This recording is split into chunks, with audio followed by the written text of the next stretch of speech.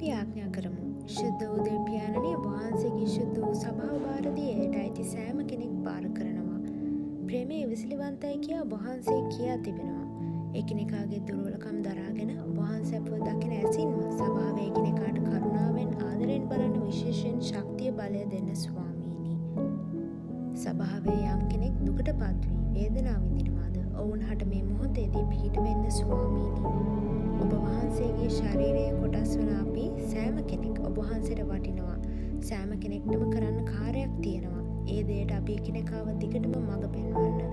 ඔබ වහන්සේ අපිට පෙන්වා ඇති මාර්ගයේ අන්තිම දක්වා ස්ථිරව සිටින්න කරුණාව දෙන්න. අපි එකිනෙකාගේ පහන් ඔබ වහන්සේ නැවත එනතුරුම දැල්වී තිබෙන පිණිස ක්‍රියා කිරීමට බලය දෙන්න. අපේ ජීවිතයේ අවසානයේ වටින්නේ ඒ පමණයි ස්වාමීනි. මේ සියලු දේ ආඥා කරන්නේ ඔබ වහන්සේගේ අතිශුද්ධ වූ යේසුස් වහන්සේගේ නාමයෙන්.